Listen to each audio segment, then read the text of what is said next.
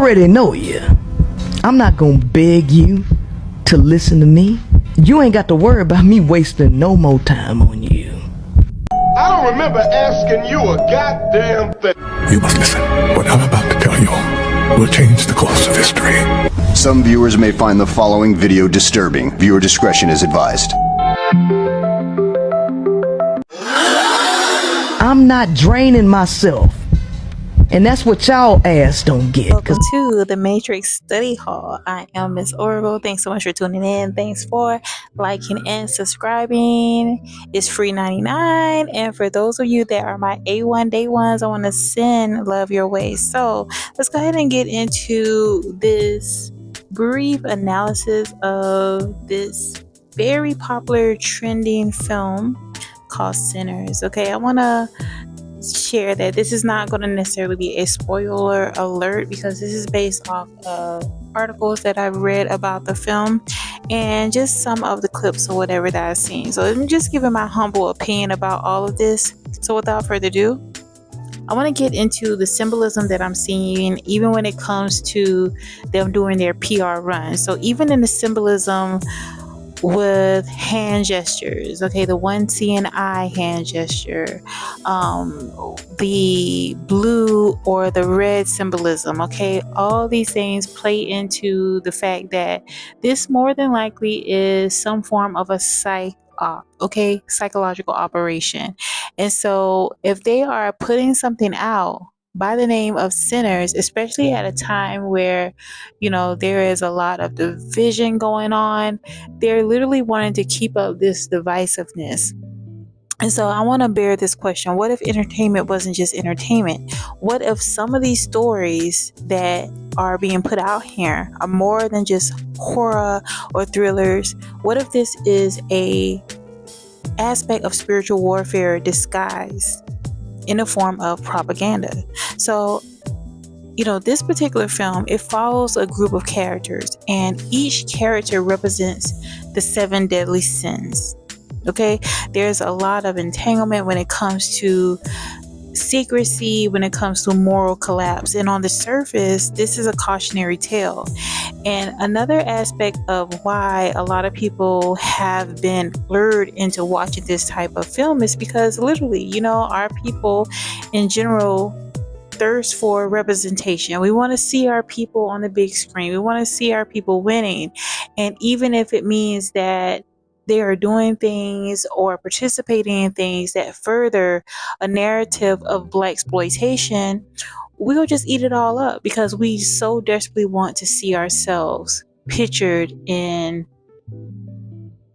Hollywood, basically. And so herein lies the sinister agenda. Okay, this film doesn't just show sin, it lives in it, it exudes in it. And another aspect that draws on people's heartstrings is because this film is depicted in around the 1930s, 1940s. So, people begin to get a little nostalgic. Okay, we think about, okay, what if these were our relatives or grandparents or aunties or uncles, whatever, that, were taking place in the time. And especially being that it took place, the film is depicted, it's taking place in Mississippi. So they're very clever. I mean, they are wickedly brilliant because they use certain things or certain talking points to get you to think about, fond memories of your loved ones. And then they got you. So even in this particular film, from what I'm seeing, in my humble opinion, is that it doesn't just show the glorification of sin. It doesn't even have redemptive arc when it comes to it. There is no light at the end of all of this. It just shows a constant descent into chaos. And this is where the mental spiritual attack comes in, because although we watch these things, and look, I was a fan of horror genre, okay? Very much so. But I had, maybe my frontal cortex just came together at a certain age, but I began to realize that, okay, the very things that I do not necessarily want to see pictured in my life is the very things that I'm taking part in. And so when you know better, you do better. And when we are taking part in things such as a film called Sinners, and even when it comes to the PR campaign, there's a lot of depictions of signs that say we all are sinners. Think about that on a psychological level. You ain't got to be a psych major to know this and to bring these correlations together.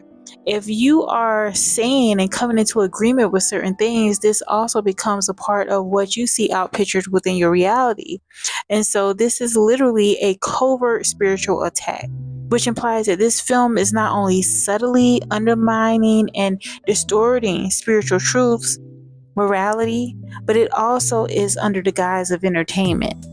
And that's where they get you, because if you can laugh about something, if you can be drawn in from an entertainment perspective, then it becomes a norm for you. So let's go into a few things that I gathered together from what I saw about this particular film, okay?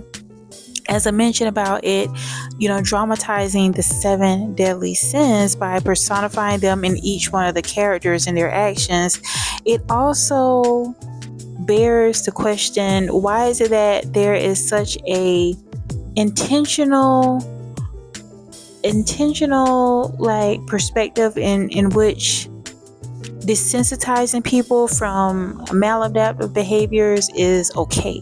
Like, at what point in society did we get there to the point where the very things that are taboo, the very things that cause people to spiral out of control, are things that are being normalized when it comes to the film industry? And it's not just the things that they're doing are shocking, but it comes to the point where we're seeing it on such a consistent basis that it's normalized. The viewer becomes numb to this. Another thing too I want to share is in regard to moral ambiguity. So rather than presenting a clear moral framework when it comes to good being rewarded and evil being punished, this particular film is highlighting that there's a gray area. So it's almost as if the more bad that you do, the more degenerate things that you participate in, it's almost as if you are being rewarded for that. This is the type of messages that they're trying to put out. And on the surface, it may just look like, oh, this is just somebody's artistic expression. But we do not really put a lot of emphasis and value on the fact that the things that we take in, it is having a major impact on us from a mental standpoint. Okay, these things are bypassing our conscious mind and going straight into the subconscious. And what that means is that it's going to narrate what's happening within your life. And so another thing I want to focus on in regarding to the dangers of partaking in certain films like this is the fact that this literally being a covert spiritual attack, okay, at work, is really depicted in all of the characters. Like, the majority of the characters are so-called doomed, okay, where there needs to be some sort of justice that in itself is somehow like non-existent. And even when they focus on religious themes, one thing too that I noticed from a lot of the imagery is that a lot of the so-called Christian symbols or anything involving spirituality is deemed not only dark and sinister, but very blasphemous in ways. Okay?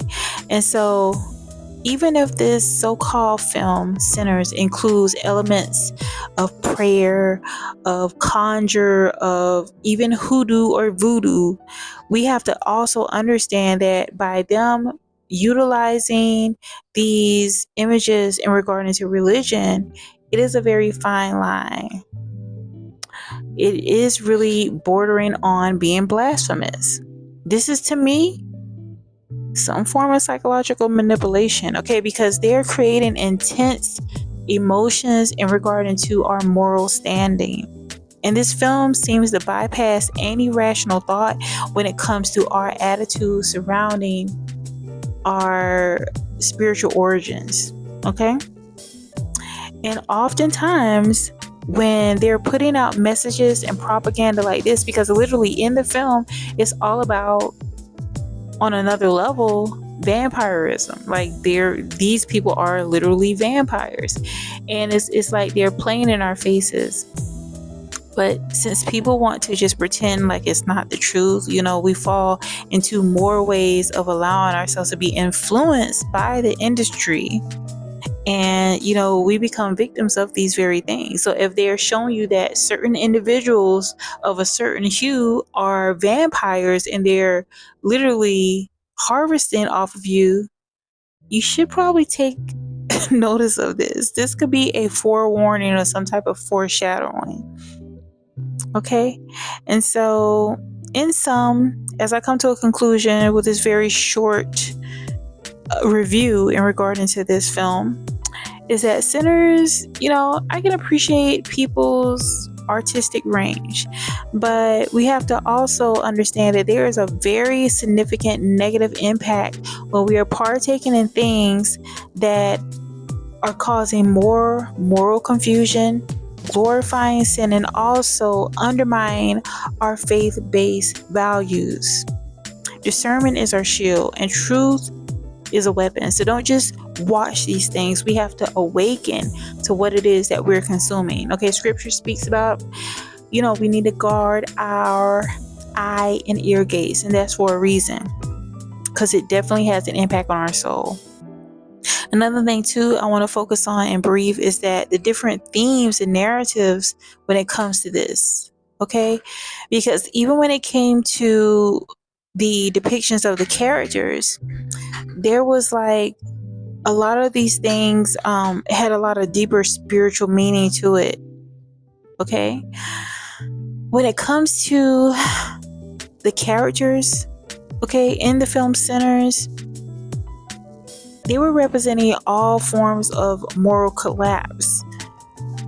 All right, where they were focusing on pride, they were focusing on exploitation, all of these things. But at the same time, they were putting it as so there was some level of progression where we are allowing ourselves to be amongst the vampires. And you see clearly who was depicted as the vampires in this film. So it's literally a way to lure you in to being devoured, to you being harvested. And so, as you take the time to watch this film yourself, okay, draw your own conclusions, but we all know if you are a part of the industry, there's a certain price that you have to pay.